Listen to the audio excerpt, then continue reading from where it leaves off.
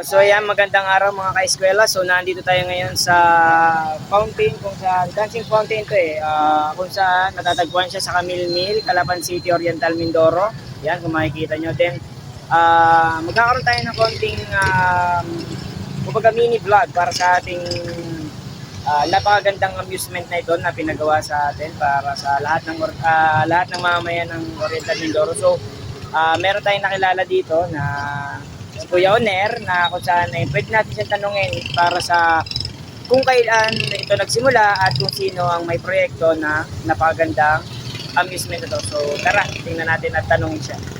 Magandang hapon po. So kami po ay mga mag-aaral ng Grace Mission College from Katiningan, Socorro. So meron lang po kaming kaunting katanungan para sa ating napakagandang amusement park na naipagawa sa ating probinsya. So ito po ba ay kaninong proyekto, sir?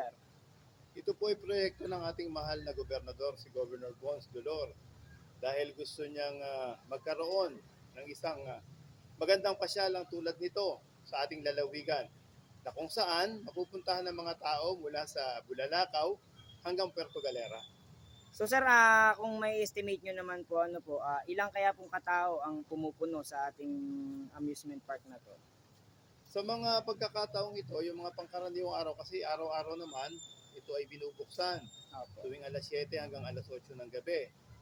Sa ngayon, ang approximate namin ng mga naging bisita rito, less than or more than 300. Sa ngayon yun, pero ine-expect namin sa darating ng simula ng BER o yung September hanggang January na, dyan medyo dudumugin na tayo siguro ng mga tao.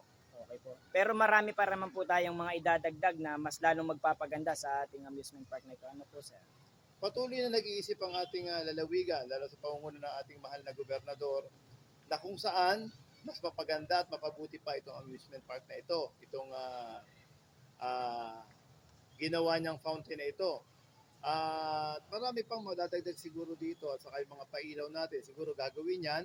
Hindi lang natin sure pa ngayon kung yung mga pailaw na katulad nung last year ay dito gaganapin o dun sa kabilang compound na yon ng ating Kapitolyo.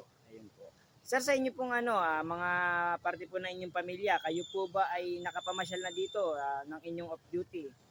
Oo, talagang nung una pa lang na ito ay binuksan, talagang gumawa ako ng paraan nung panahon ako ay walang pasok, na madala dito ang buo kong sambahayan, bagay ang mga bata, para masaksihan yung ganda ng pinagawa ng ating gobernador, ang dancing fountain, na dito makikita mo yung pag-indayog ng ilaw, kasabay yung pag-indayog ng tubig sa liwanag ng ilaw. So marami rin naman po tayong napasayang mga kababayan at mga kaprobinsya natin po sa ating probinsya ng Oriental Mindoro. Ano pong masasabi niyo pa sa mga hindi pa nakakapunta sa ating amusement park o sa ating dancing fountain na ito? Sa mga kababayan natin sa buong Mindoro Oriental, maging sa ibang panig pa ng lalawigan, na mapapasyal dito sa Oriental Mindoro. Huwag niyong sayangin yung pagkakataon sa mga sitwasyong tulad dito.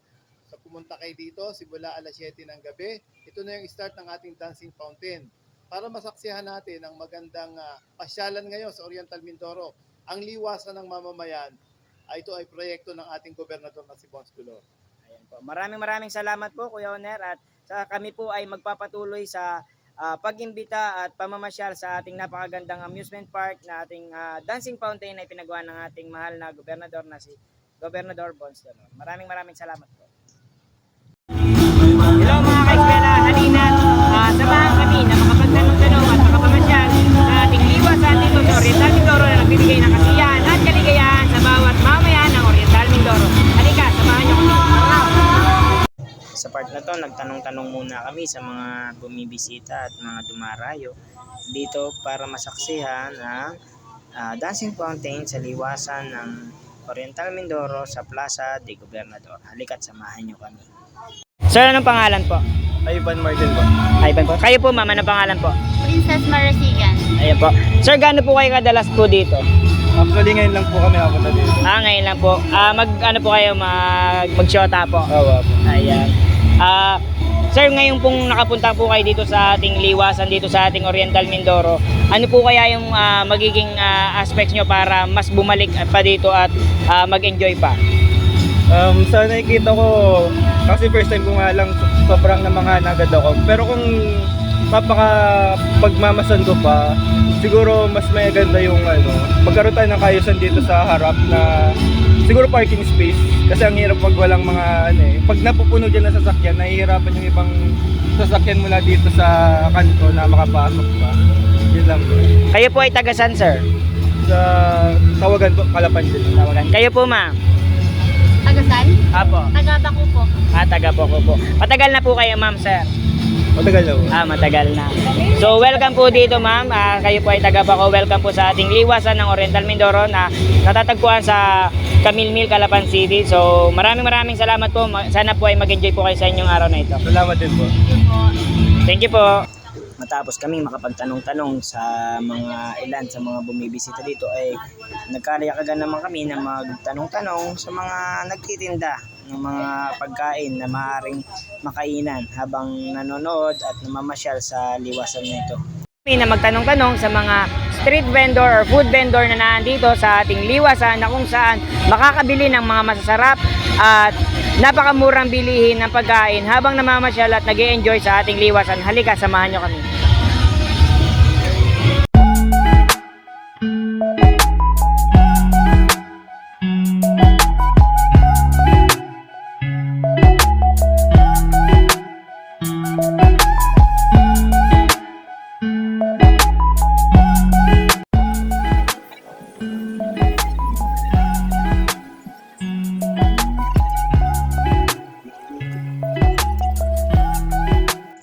At habang busy sila, ito kakain muna ako. Ito naman yung tindahan na nakapukaw sa amin dahil uhaw na kami kakalakad. Ito naman yung menu nila. Siyempre hindi kami papayag na hindi kami bibili. So ito si Mama Le, excited na tumikim ng soda light. So yun, ang hawak niya yun yung lychee na bestseller niya. Then yung isa pang bestseller is yung Dark Temptation, which is yung blueberry. So lahat yan titikman namin, pero dahil nga hindi afford at medyo kulang ang budget na dala is yung lychee at saka Dark Temptation lang yun natikman namin.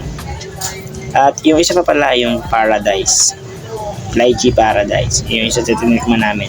So dito si Kuya tuwan-tuwa siya kasi i-feature daw namin yung kanyang stand. So ito naman si Mama Lea ay talagang excited na excited. So, nandito tayo sa isang sa mga food stand at beverage stand dito sa isa sa parte ng ating liwasan dito sa Oriental Mindoro. So, ang pangalan ng ating may interview ngayon na tindahan ay Soda Light at si Kuya Jeric po. Jeric. So, si Kuya Jeric ang nagbabantay at nagtitinda ngayon sa Soda Light.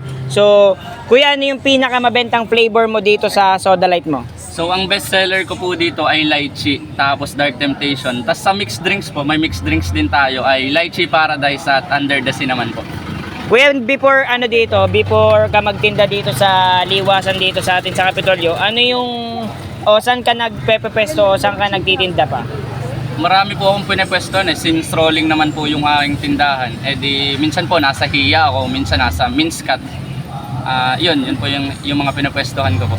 So kuya, nung dito ka pumesto, mas dumami ba yung bumibili sa'yo o mas marami pa sa ibang lugar? Mas nadagdagan lang yung market ko, pero minsan malakas dito, minsan mahina. Yun, hindi din consistent. Ganun.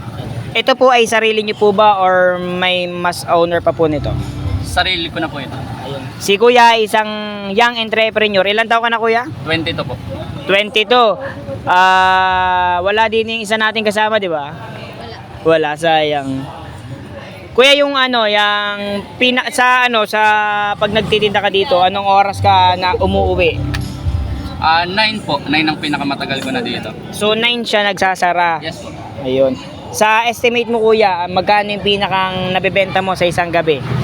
Kailangan po ba talagang sagutin yan? Or pwede bang...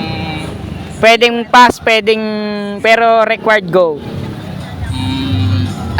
Pwede bang higher or lower na lang gano'n? Sige, higher sa, lower ba sa 3,000 or higher sa 2,000? Higher sa 3K. Higher sa 3K. So, talagang mukhang masarap yung Soda Light ni Kuya, no? So, dahil dyan, meron akong kasama na imbitahan ko para bumili ng Soda Light. So, si Mama Lea yan. Gusto ko yung may under the sea daw. Under the Sea. Magkano? Meron po tayo. Under the Kulambulang naman yung gusto mo eh. Under the sea. Under the sea. Talagang Guys, first time kong bibili nito. Kaya dapat masatisfied ako sa produkto na to para babalik-balikan natin. Okay, so try natin. Ano bang lasa nung soda light na to? Sa part naman ito, aakit na kami para makita yung pinakang dancing fountain ng Plaza de Gobernador. Uunti ang bisita ng Plaza de Gobernador kaya madali kami makakapag-video.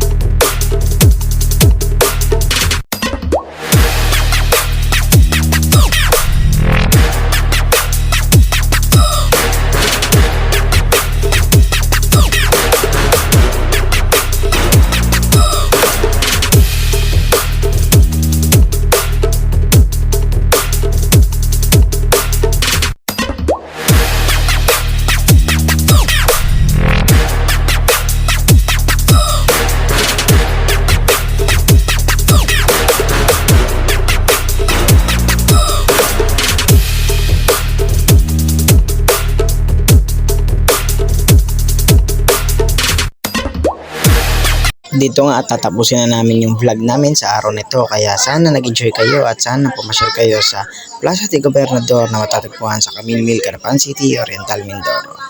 Para sa lahat, maraming salamat at paalam!